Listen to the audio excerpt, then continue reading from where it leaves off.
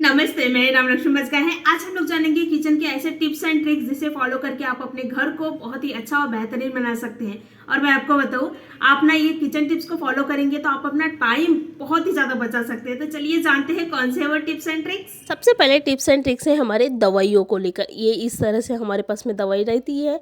आज के ज़माने में तो किसके पास में दवाई नहीं है, मतलब सभी के पास में दवाई है। नॉर्मली मुझे भी दवाइयाँ जो है वो खाने पड़ते हैं। तो दवाइयाँ हम लोग क्या करते हैं, ऐसे निकालते हैं और ऐसे खा लेते हैं। तो ये गलत तरीका है दवाइयाँ खाने का, मतलब कि जो शीशी की दवाई रहती है वो, तो ये ऐसे ना खाए। उसको क्या करना है, पहले तो इन्हें अच्छी तरह से, जब हम कवर से निकालते हैं उसके बाद में इन्हें अच्छी तरह से, देखिए इस तरह से हला लेना है। उसके बाद में दवाई खाना है, क्योंकि जो अगर हम ऐसे ही खा लेंगे तो ऊपर ऊपर का दवाई खाएंगे और उसके अंदर जो बैठी रहती है वो तो हमारे पेट में जाएगा ही नहीं। और लास्ट में हम लोग क्या कर देते हैं, दवाई को ना फेंक देते हैं। तो ये मतलब उसमें जो चीज़ें हैं वो तो भाई फेंका जाता है। हम लोग खाते क्या हैं, फिर पानी पानी खाते हैं। तो इसलिए इन्हों जब भी आप दवाई खा रहे हैं तो इन्हें पहले हला लीजिए, उसके बाद में निकालें और खाएं। उससे क्या होगी, आपकी दवाई की पूरी जो चीज़ें हैं आपके पेट में जाएगी। और एंडिंग में क्या होता है, दवाई हम लोग ना फेंक देते हैं। कभी कोई एंडिंग में दवाई नहीं खाता, मैं तो आज तक नहीं खाई हूँ, आगे का पता नहीं। तो इस तरह से आप दवाई को वेस्ट ना करें, फेंके नहीं। और उसकी जो भी चीज़ें हैं वो भाई हमारे पेट में जाना चाहिए।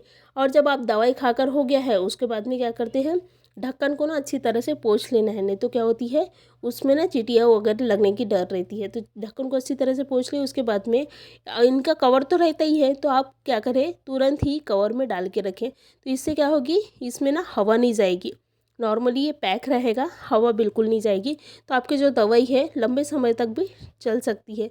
मतलब अब अगर अभी खा के रख दी, अगर बाद में आपको यूज पड़ा तो आप बाद में भी इन्हें खा सकते हैं। तो इस तरह से आप दवाई को खाएं अच्छी तरह से। नेक्स्ट हमारी टिप्स एंड ट्रिक्स है, हम लोग जानेंगे आज दूध का। जो कभी कभी क्या होता है, दूध में ना कुछ मिश्रण रहती है और हमको पता भी नहीं चलता, लेकिन नॉर्मली ये चीज़ें रहती है। तो मैं 2 प्लेट में दूध ले रही हूँ, एक प्लेट में डाल रही हूँ डिटर्जेंट।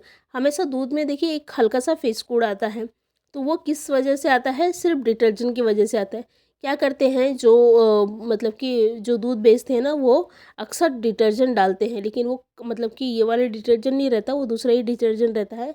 तो वो डालते हैं तो इसकी वजह से उसमें ना जो फेसकूड रहता है वो ज़्यादा आता है। मैं डिटर्जेंट डाल के इन्हें अच्छी तरह से हला ली हूँ और आप देख रहे हैं इसमें फेसकूड जो है वो आने लगे हैं। और जो नॉर्मल दूध है उसमें बिल्कुल भी नहीं आया है। तो आप इस तरह से दूध को चेक कर सकते हैं कि इसमें भाई कितनी मात्रा में डिटर्जेंट, आपको पता चल जाएगा।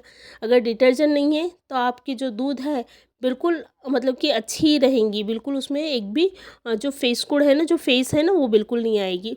और अगर आपकी दूध में डिटर्जेंट है तो उसमें फेस जो है वो ज़्यादा ही आएगी। तो इस तरह से आप चेक कर सकते हैं अपने दूध को। नेक्स्ट हमारी टिप्स एंड ट्रिक्स है, अक्सर क्या करते हैं हम लोग ना, जब भी बड़े गंज में दूध को ट्रांसफ़र करते हैं तो क्या होता है, ये जो छलनी है ना वो नीचे गिर जाती है। और हम इसको मतलब कि हम पहले दूध को छाने हैं और ये नीचे गिर गया है, तो भाई कोई मतलब का ही नहीं है ना हमारा छानने का मतलब। तो आप क्या करें, इस छन्नी को एक इस तरह से लकड़ी का या फिर कोई भी चम्मच ले सकते हैं, चम्मच को आड़ी रखें और ये जो हमारी चाय छन्नी है उसको इस तरह से रखें। इस तरह से रखेंगे तो आपकी छन्नी जो है वो नीचे गिरेगी नहीं और आप दूध इसमें अच्छी तरह से छान सकते हैं। दूध या फिर कोई भी चीज़ें ये अच्छी तरह से छान सकते हैं। तो ये बहुत अच्छा तरीका है, छोटे से है बट बहुत काम के हैं। तो इस तरह से छोटे छोटे जो टिप्स है इसको फॉलो करें, अपने घर को, अपने किचन को बहुत ही अच्छा और सुंदर बनाएं। धन्यवाद।